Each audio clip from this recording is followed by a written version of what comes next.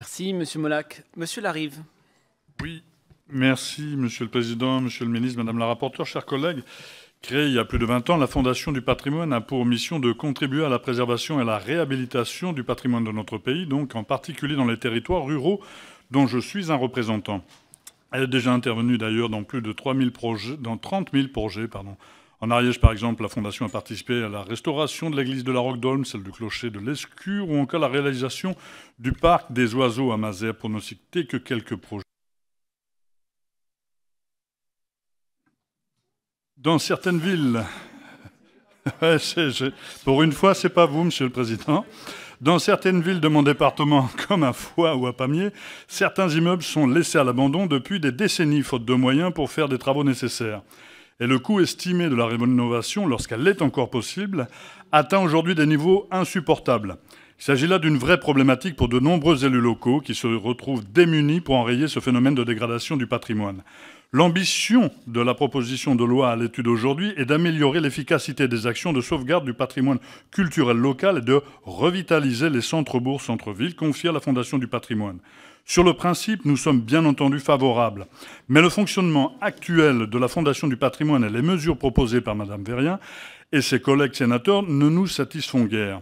Tout d'abord, nous considérons que le principe même de la défiscalisation de l'impôt sur le revenu à hauteur de 50 à 100% du montant des travaux réalisés par les propriétaires comme contestable, l'extension de cet outil incitatif aux propriétaires d'immeubles habitables situés dans des communes de moins de 20 000 habitants implique un élargissement considérable de l'assiette des propriétaires qui pourront en bénéficier. Voilà encore une mesure à destination des plus fortunés qui nous semble malvenue dans le contexte actuel, puisqu'elle permettrait aux propriétaires de belles demeures de réaliser leurs travaux aux frais des contribuables. Dans un autre registre, les propositions de ce texte en matière de gouvernance du conseil d'administration de la Fondation nous scandalisent véritablement. En supprimant la limite d'un tiers des voix pouvant appartenir à l'un des représentants d'entreprises privées, et en le remplaçant par la notion de majorité absolue ou partielle de majorité, cette proposition de loi ne fera qu'accentuer la mainmise d'entreprises telles que L'Oréal, Sodexo, Allianz, sur l'administration d'une fondation dite d'utilité publique. Nous souhaiterions au contraire que les représentants d'entreprises privées soient minoritaires au sein du conseil d'administration et nous ferons une proposition dans ce sens par voie d'amendement.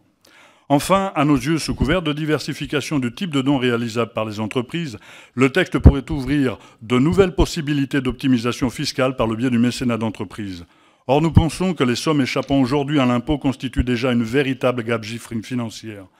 En effet, à en croire les chiffres publiés par le Centre d'études prospectives et d'information internationale, en juin dernier, ce sont environ 36 milliards d'euros qui sont délocalisés chaque année par des entreprises françaises dans des filiales à l'étranger, soit 1,6% du PIB. Cela représenterait une perte de 14 milliards d'euros pour l'État.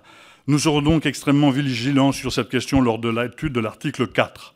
Au risque de froisser certaines susceptibilités, chers collègues, je vous fais remarquer qu'à la France insoumise, nous développons une toute autre vision de ce que devrait être la politique de sauvegarde et de restauration du patrimoine de notre pays. Nous pensons qu'il serait nécessaire de créer un organisme entièrement public, doté de fonds d'investissement majoritairement publics et d'un modèle de gouvernance permettant une large représentativité de toutes les franges de la société civile. Les montants considérables consentis en défiscalisation, s'ils revenaient sous forme d'impôts à l'État, permettraient de réaliser les investissements nécessaires là où cela est le plus utile, selon les critères définis de manière transparente et démocratique, et non pas au bon vouloir de l'expertocratie actuelle ou d'intérêts privés dissimulés derrière le masque de l'altruisme. Voilà pourquoi nous voterons contre ce texte. Merci.